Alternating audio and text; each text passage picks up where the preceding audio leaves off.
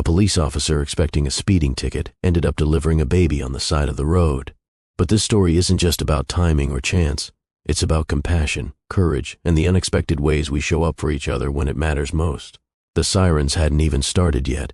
The only sound was the sun-baked hum of late-morning traffic along Highway 74, when Officer Ethan Mallory raised his hand to flag down the black sedan speeding through a yellow light.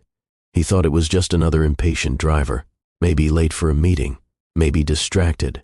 He never imagined that in 5 minutes he'd be kneeling on the hot asphalt, cradling a newborn child in trembling hands. It was 11:23 a.m. The sky was cloudless, and the heat had already climbed past 85. Officer Mallory wiped a bead of sweat from his temple as he stepped out of his cruiser. He adjusted his vest, his eyes narrowing beneath his aviators as the black sedan jerked to a stop on the shoulder. He approached cautiously. The driver's window rolled down halfway, and a frantic female voice burst out. "Please, officer, I'm in labor. My water broke 15 minutes ago. I'm trying to get to County General." Her face was slick with sweat, her knuckles white on the steering wheel, and beside her, in the passenger seat, her cell phone buzzed uselessly on the floor. She must have dropped it in the panic. "Ma'am, take a deep breath," Officer Mallory said, lowering himself slightly to her level. "How far apart are the contractions?" 3 minutes, I think. Oh God, here it comes again. She grabbed her belly and let out a sound that silenced every rational part of Mallory's brain. He wasn't a rookie. He'd done 6 years on the force. But childbirth? That wasn't covered in his academy training. Still, something instinctive took over. He pulled open the door. "What's your name?" he asked, already helping her shift the seat back. "Keisha. Keisha Harmon," she panted. "I'm Officer Mallory." "Okay, Keisha, we don't have time to wait for an ambulance. Let me help you. You're safe." Keisha had been trying to reach her husband, who was stuck in a meeting across town with his phone on silent.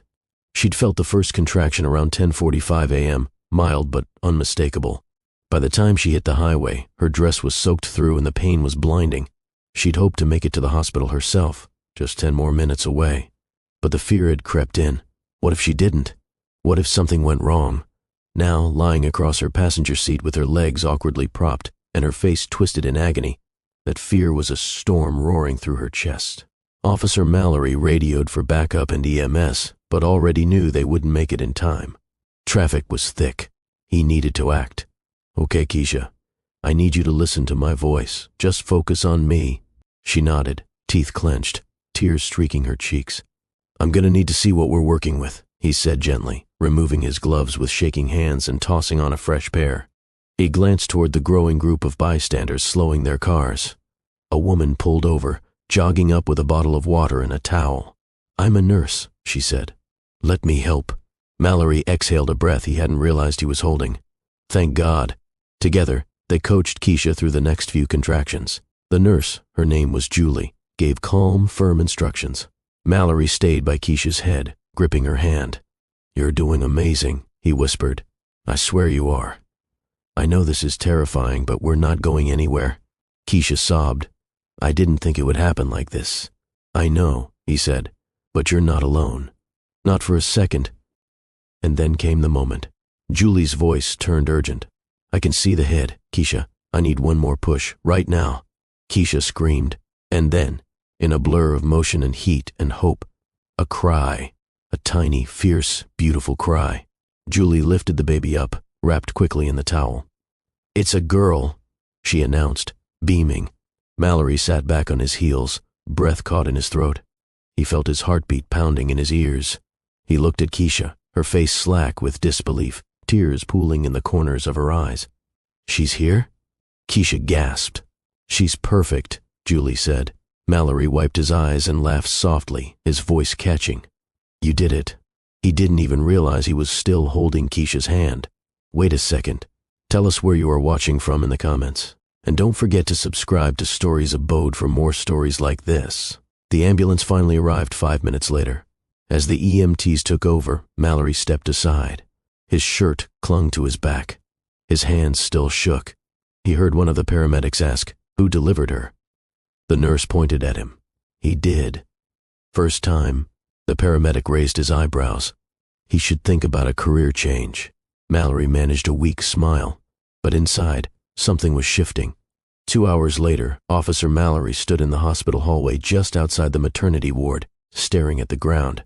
He hadn't meant to follow the ambulance, but something had compelled him, an invisible string tied to the moment on the highway, to the look on Keisha's face when she first saw her daughter. He didn't feel like a hero.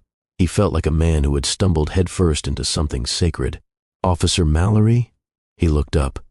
Keisha was in a wheelchair, holding her baby in her arms, glowing with exhaustion and awe. A nurse stood behind her. Her husband, Jason, had finally arrived and hovered protectively beside them, eyes still wide with everything he'd missed. Keisha reached out. "I didn't get to say thank you." "You don't have to," Mallory said quietly. "I do," she insisted. "You didn't just stop me that day. You stayed. You could have waited for backup or panicked, but you stayed. You looked me in the eye and didn't let me feel alone." Jason stepped forward. "I can never repay you for what you did for my wife, for my daughter." Mallory nodded, blinking rapidly. "I'm just glad she's okay, that you both are." Keisha tilted the baby forward. "We named her Grace." Mallory swallowed hard. "That's a beautiful name." He turned to leave, overwhelmed, but Keisha called out again. "You ever wonder why she came early?" He stopped. Maybe it was meant to happen like this. That night, Mallory sat in his kitchen with the lights low, his badge on the counter. His wife, Dana, sat across from him, holding a mug of tea. She was 20 weeks pregnant. He hadn't told her what happened yet. He couldn't find the words. But now, as he looked at her belly, at the life they were bringing into the world, his voice finally came. "There was a woman today," he said. "I pulled her over. She was in labor." Dana's eyes widened. "Oh my God. What happened?" "She delivered the baby right there, on the shoulder of the highway. And I helped her. I held her hand. I helped bring her daughter into the world." Dana covered her mouth. He looked down, tears forming again. "I was terrified, but it changed something in me. I saw what real strength looks like today. I saw grace." Dana reached across the table, took his hand. "She's lucky you were there." "I'm the lucky one," he whispered. "Life doesn't always arrive on time, neatly packaged or planned. Sometimes it crashes through red lights and falls into your lap when you least expect it.